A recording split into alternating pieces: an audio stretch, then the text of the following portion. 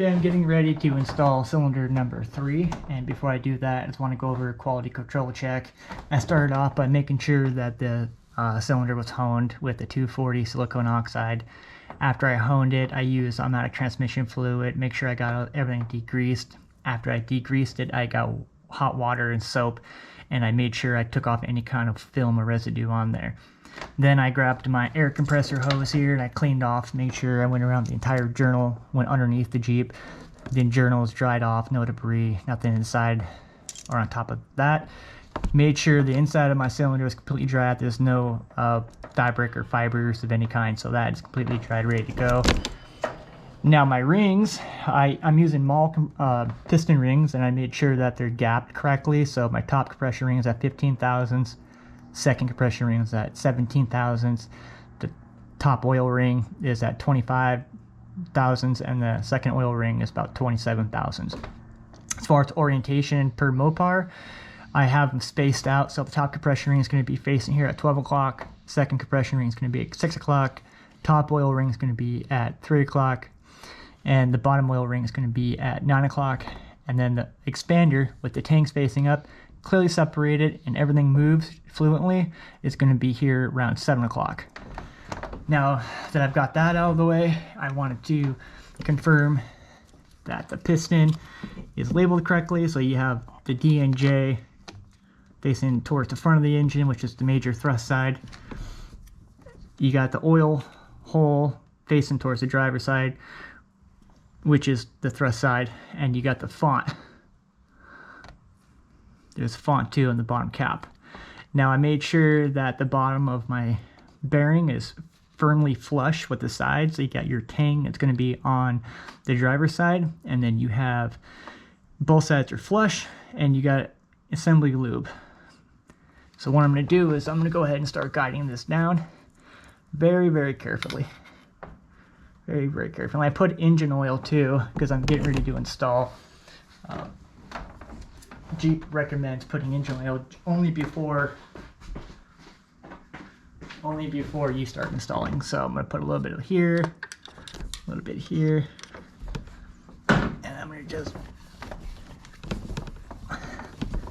lightly coat. And that's full synthetic 5W30 clean engine oil.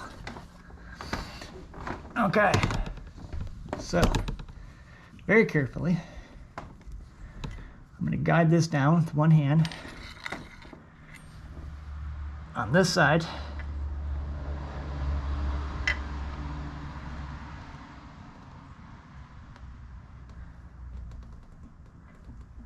lifting it off the bore. So now it's still resting on my hand.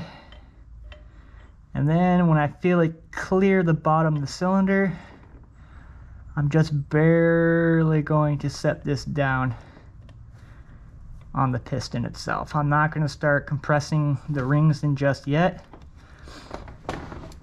I want to first go down at the bottom of the Jeep to make sure that the connecting rod is not getting snagged on anything. So first I'm going to run under the Jeep quick.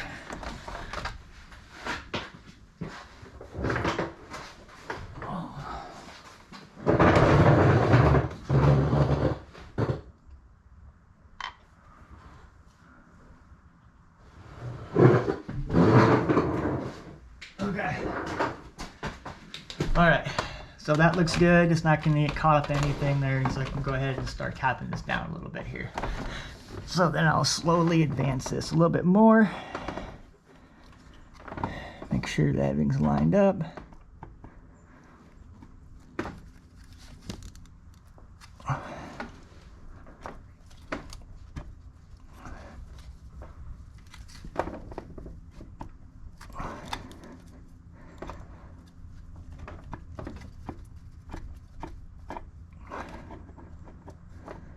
Okay. All right, now that I clearly have advanced the connecting rod past the piston or the cylinder wall, I'm going to go down and check one more time before I start tapping. It looks flush, it looks ready to go from up here. I need to double check.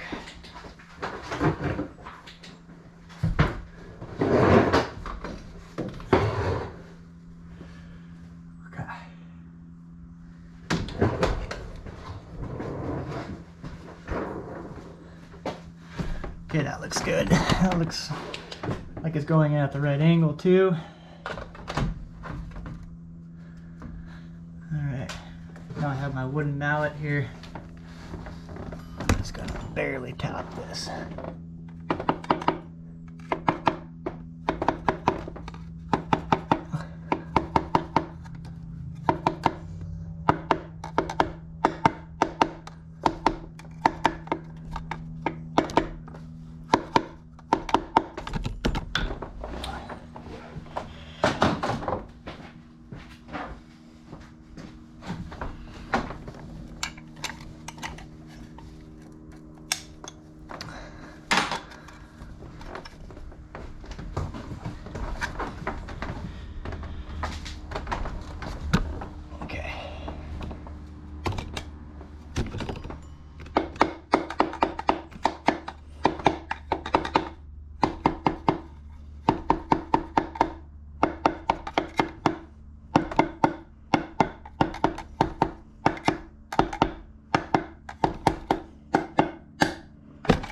Okay, now that I know the piston's down far enough, it's lined up. Let me go down and try to slide it and guide it in.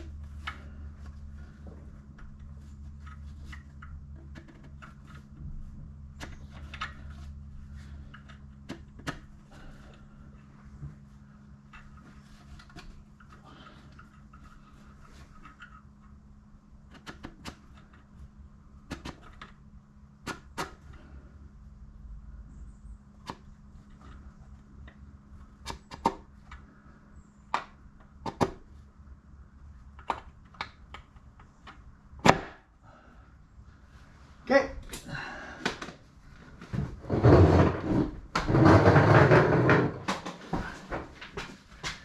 All right. That is installed.